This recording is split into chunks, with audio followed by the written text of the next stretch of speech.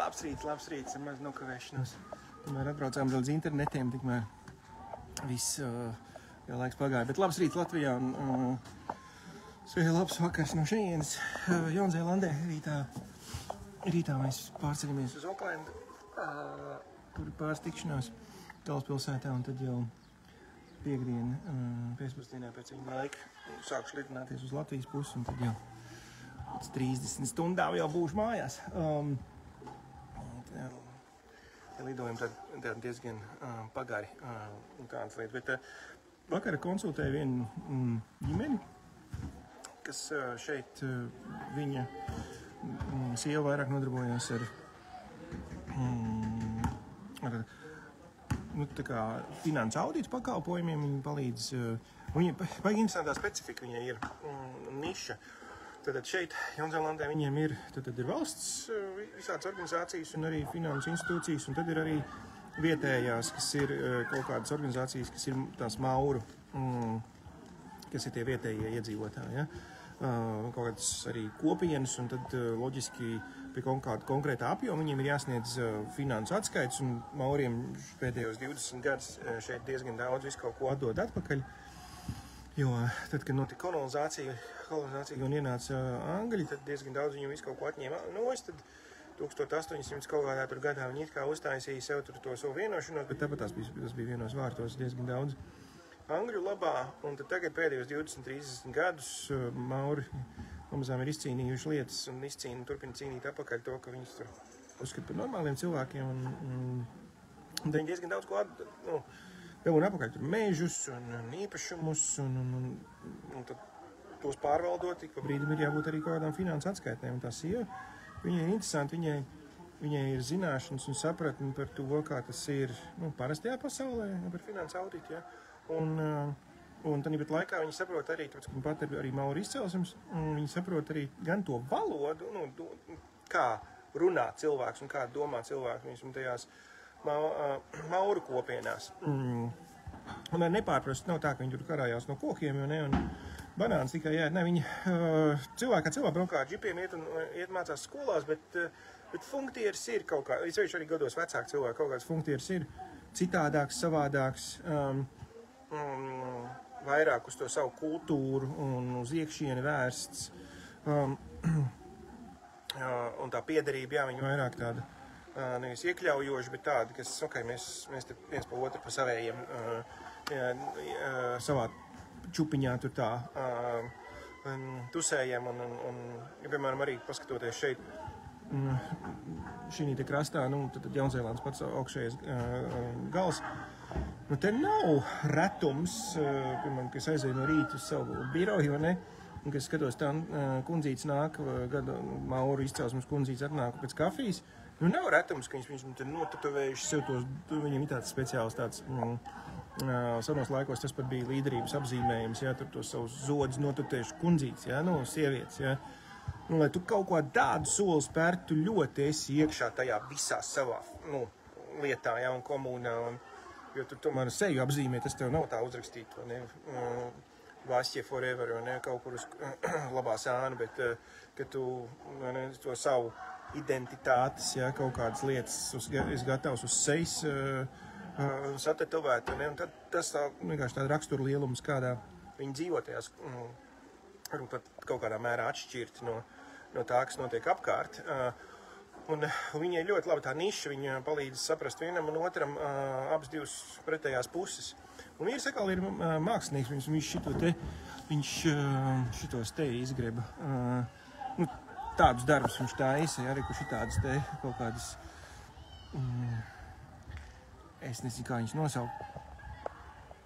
Noteikti ir kaut kāds baigais vārds un kaut kāds baigais darbiņš, bet, viņš koktelnieks, un mēs pārunājam biznesa iespējas un lietas, un salikām plānu, kas ir vienam jādara, un kas ir otram jādara. Bija forša konsultācija, bija ļoti skaidrs modelis, sievai ir izteikts līderības, tas neaicinājums, bet tāda stīga, tu var redzēt, kad viņas ģimenē to var redzēt tieši uz visām sievietēm, tur uz vecumāti, mammu viņas, viņai, arī māsai un arī pat jaunākai meitai var redzēt, ka viņām visām ir tāds, viņas ir rīktīgais darītājs. Ja? Un ko es ar to gribu pateikt, kad man ļoti patīk vērot, ka nav tāda stereotipiska pieejama pie dzīves, kad, vīram jābūt vienīgam tam, kas spiež pedāli grītā, ja, un sievas sēž pie ratiem. Nē, dažās ģimenēs tieši sievas ir tās, kurām ir iedot lielākais motors, un vecis tikai blakus plivina karodziņas. Ja. Nav viņš tā, ka viņš ir bez pautiem, ka viņš ir stumjams grūžams. Nē, bet viņš vairāk kalpo kā tāda atbalsta funkcija, Latvijas kontekstā, piemēram, Laima Vaikula, ne? Es pat nezinu, kā viņas vīri sauc, bet es zinu to, ka viņš ir izpildījies pa perimetru, un mūziķi, kas ar Laimu strādā, viņi teikuši to, ka, jā, tur pēc tam tas vīrs izdara tur to un tur šito, jā, lai Laima var būt uz skatos, un viņi var darīt to savu lietu, vai ne, ka viņi tas, kas iet un izdara, un viņa gadījumā šeit arī bija ļoti konkrēti, un tas, ko es viņus arī vakar iedrošināju, bija skaidrs, ka, jo viņi domāja abiem diviem pār pa 50, mēs apsēdāmies un izrunājām to, ka, hei, kas ir, reāli šī pēdējā 10 gada.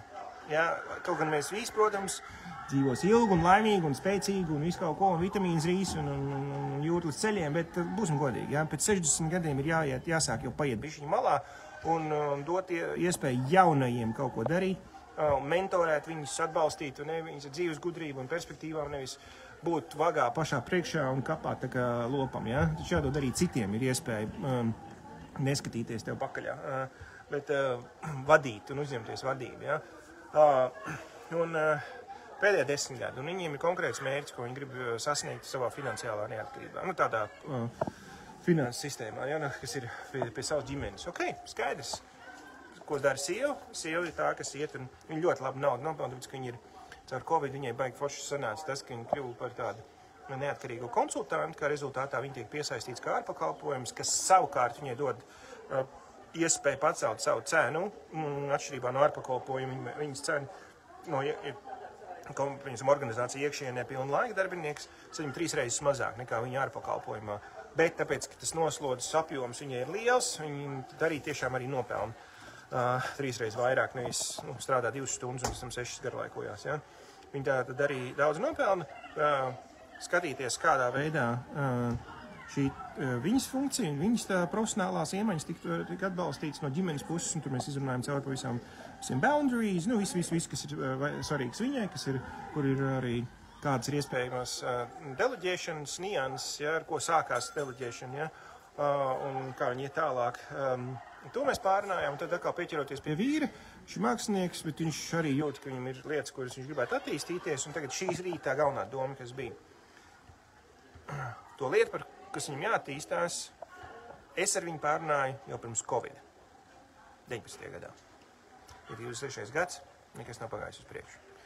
Šoreiz mēs apsēdāmies, es sarakstīju tagad dakteris. Tas solīts, šitāds solīts, tas solīts, es pārliecinājos to, lai ap divi tur ir klāt.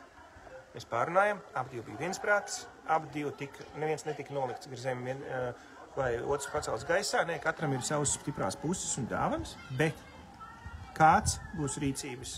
Un viena no lietām, kas bija, kāds būs tas grafiks.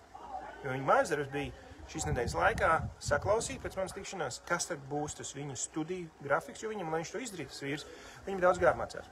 Digitālais mārketinga lietas, pārdošana, pozicionēšana, video lietas, ja, viņam jāmācās. Tam ir jāatvēl laiks, sociālajiem mēdījiem. Tam ir jābūt arī konkrētam laikam, konkrētām robežām, lai tas nav kaut kur plūstoši, kaut kādā veidā bakstās.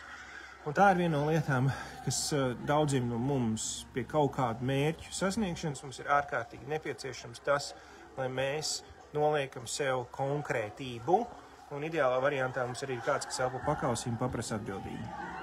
Tad tā šept iet uz priekšu daudz raitāk un jēgpilnāk. Mēs šeit būsim tāds plāns, ka mēs esam atpakaļ šeit februārī, lai turpinātu darboties pie šī projekta, kas mums šeit ir. Un līdz tam laikam viņam ir konkrētas lietas, kas viņam ir jāizdara. Šodien es viņam parādīju kameras, parādīju, iedevu savu grāmatu. Es viņam sasūtīju šo pāris lietas, kas viņam ir jāizlasa. Un viņa uzdevums būs parādīt atskaitu par to, kurā laikā, kādā veidā tas tiek darīts. Lai nebūtu tikai domas par to, bet būtu konkrēta virzība. Jo laiks paiet baigi ātri. Ceros, kā šodien, 19. gads, es tur iesojos. kur viņš bija, mano video ir šeit, tur, kur tas brūnais žoks, viņš tur tur pēc tam ir viens sāns ar keramzītiem, viņš tur tieši krāsoja virsū kaut kādas ķiņķēziņas. Bērndārs tur ir pirmsskolas izglītības iestāde. Un toreiz mēs vēl sēdējām, runājām par to, kādas ir iespējas, kas būtu jādara. 19. gads. Nekas nav pavīdījies uz priekšu. 4 gadi pagājuši. Covid ir bijis visāds cits jēzaks, vēl vis kaut kas. Bet tas konkrētais mērķis, kaut kur viņš bija sirdī un bija skaidrs, kaut kur pačip tie gadi. Tāpēc gadi skrien kā stirnis un nenāk apakaļ, tāpēc ir jāiet un jādara. Un man jaudīgi šī diena tev. Ejam daram. Turpinums var citu arī darīt. Mums ir, mēs esam savākuši pār 3000 kaut kā 200 no 5000 eiro nepieciešamiem priekš Ingai, lai viņai būtu šis te profesionālais kopējs. Turpinam darīt. Turpinam pelnīt naudiņu. Un Tabits Sirds ir tā organizācija. Ieej viņu Facebookā. Viņiem ir tur konta numurs, un kas sūtīs naudu pierakst klāt Ingai. Tad viņi zina to, ka tas ir priekš šīs te konkrētās sievietes, kam ir vajadzīgs profesionāls kopējs 365 dienas gadā. Tā ir tā nauda, kas ir nepieciešama. Paldies ikvienam vēlreiz, kas esat jau sūtījuši. Turpinam, mums tas darbiņš jāpabeidz. Līdz 500 000 ir jāaiziet. Forši, ka mēs to varam darīt kopā. Kopā var izdarīt vairāk. Paldies tev arī par tavu atbalstu. Lai jaudīga diena. Man tā līdās viens pasākums atkal ar viņiem ir šovakar vēl viena runāšana. Un tad jau jāsāk ceļš mājās. Vai, tā, lai jaudīgi.